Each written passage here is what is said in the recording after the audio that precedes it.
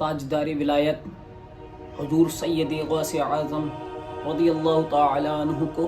कश्फुल करामात और मुजाहिदात तसर्रुफ़ात के लिहाज से औलिया इकराम की जमाअत में खूसी इम्तियाज़ हासिल है। हुजूर सैयद गौस आज़म रज़ियल्लाहु ताला अन्हु सारे वली, जितने भी वली आए हैं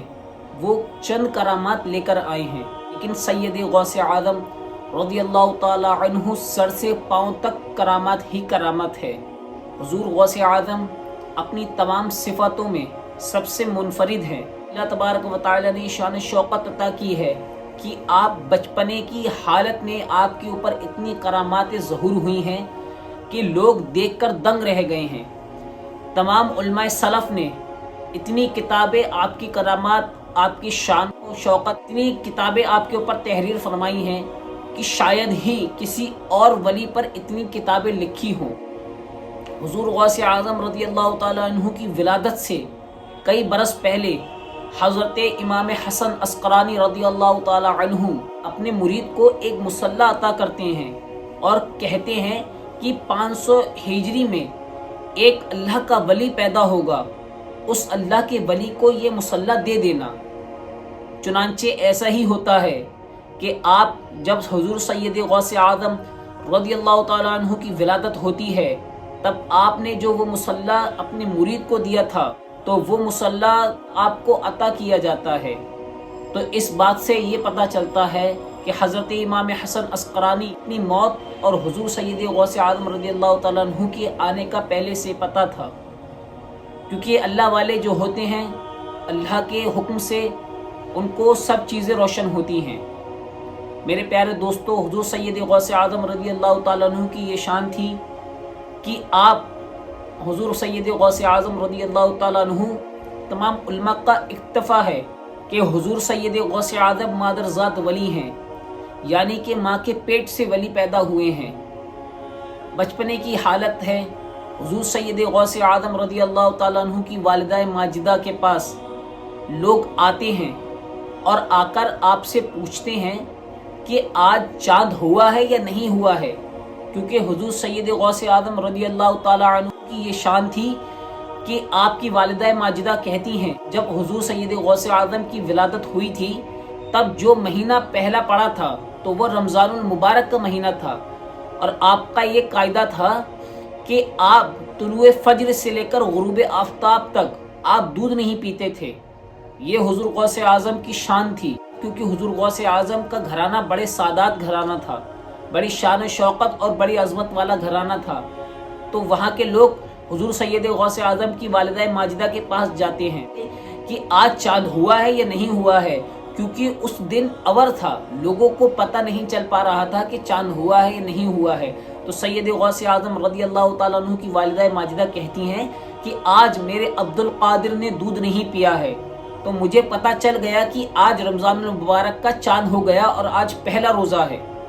तो ये शान अल्लाह रब्बुल इज़्ज़त ने हुजूर गौस आज़म को दी है। हुजूर गौस आज़म रज़ियल्लाहु ताला अन्हु की बड़ी शान शौकत है। आप बचपने की हालत में आप पढ़ने के लिए अपने उस्ताद के पास जाते हैं और जाने के बाद उनके उस्ताद आपसे कहते हैं कि बेटा पढ़ो बिस्मिल्लाहिर्रहमानिर्रहीम। तो हुजूर सैयद गौस आज़म रज़ियल्लाहु ताला अन्हु जैसे ही बिस्मिल्लाहिर्रहमानिर्रहीम शुरू करते हैं और शुरू करने के बाद आप 17 पारे बगैर देखे अपने उस्ताद को सुना देते हैं, तब उनका उस्ताद बड़ा हैरान हो जाता है और पूछता है कि बेटा तुम्हें ये चीज़ें कहाँ से मालूम, तुम्हें ये पारे तुमने कैसे याद किए। तो हुजूर गौस आज़म रज़ियल्लाहु ताला अन्हु कहते हैं कि मेरी वालिदा माजिदा 17 पारों की हाफिज़ा है। सुभान अल्लाह। जब मैं अपनी वालिदा माजिदा की शिकम में था तब मेरी वालिदा माजिदा 17 पारे पढ़ा करती थी और मैं उन पारों को सुन सुन कर वो मुझे सारे पारे याद हो गए हैं।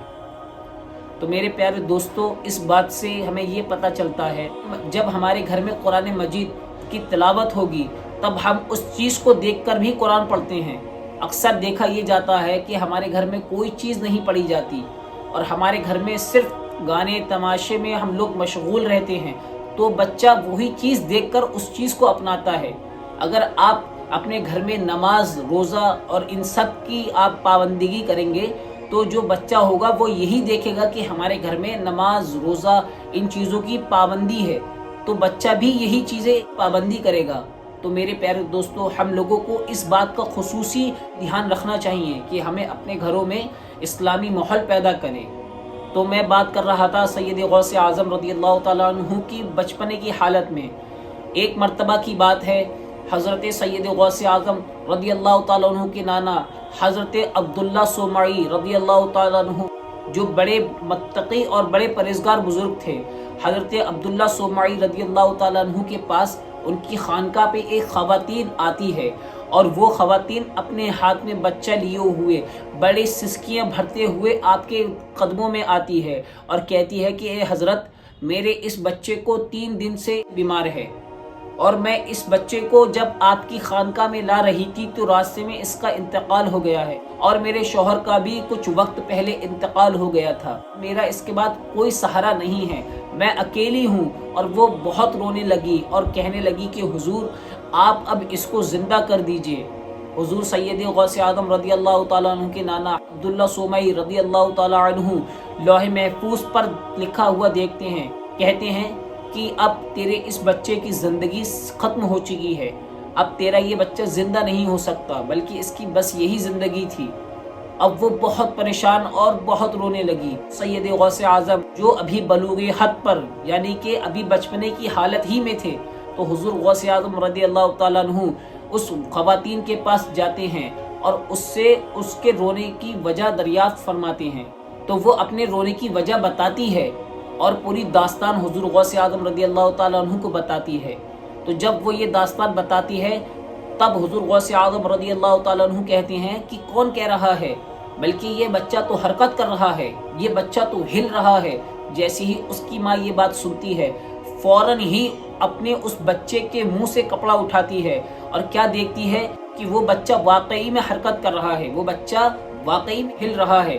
تو وہ دیکھ کر خوش ہو جاتی ہے۔ ادھر جب آواز ہونے لگتی تب حضرت عبداللہ صومعی بھی اپنے حجرے مبارک سے باہر آتی ہے اور کیا دیکھتے ہیں کہ جو بچے کو وہ کہہ رہے تھے کہ اب یہ زندہ نہیں ہو سکتا، وہ بچہ ہل رہا ہے اور کھڑا ہو گیا ہے۔ یہ کرامات دیکھ کر آپ بڑا حیران ہو گئے اور آپ سمجھ گئے کہ حضور غوث اعظم رضی اللہ تعالیٰ عنہ کوئی عام شخصیت نہیں ہے۔ آپ جیسے ہی حضور غوث اعظم رضی اللہ تعالیٰ عنہ نے جیسے ہی اپنے نانا جان کی طرف دیکھا، دیکھتے ہی آپ دوڑنے لگے، اور حضرت عبداللہ صومعی رضی اللہ تعالیٰ عنہ بھی آپ کے پیچھے پیچھے ہے، اور آپ حضور غوث اعظم آگے آگے جا رہے ہیں کہ آپ قبرستان سے نکلتے ہیں، اٹھو اور میری مدد کرو، میرے نانا میرے پیچھے آ رہے ہیں۔ تو جتنے بھی قبرستان میں مردے تھے وہ سب کھڑے ہو گئے اور حضور غوث اعظم رضی اللہ تعالیٰ عنہ کے ارد گرد ایک گھیرا بنا لیا۔ تو جیسے ہی حضرت عبداللہ صومعی نے یہ دیکھا کہ جتنے بھی اس قبرستان میں مردے تھے کھڑے ہو کر آپ کی حفاظت کرنے لگے، آپ دیکھ کر حیران ہو گئے۔ یہ سید غوث اعظم رضی اللہ تعالیٰ عنہ کو یہ اللہ رب العزت نے یہ شان و شوکت عطا کی ہے کہ بچپنے کی حالت میں آپ نے تمام مردوں کو اٹھا دیا، کہ جو حضور غوث اعظم کے نانا جان نے بھی ان کو منع کر دیا تھا، وہ حضرت غوث اعظم عنہ نے اس بچے کو بھی زندہ کر دیا اللہ کے حکم سے۔ تو یہ سید غوث اعظم رضی اللہ تعالیٰ عنہ کی بچپن کی کرامات ہے۔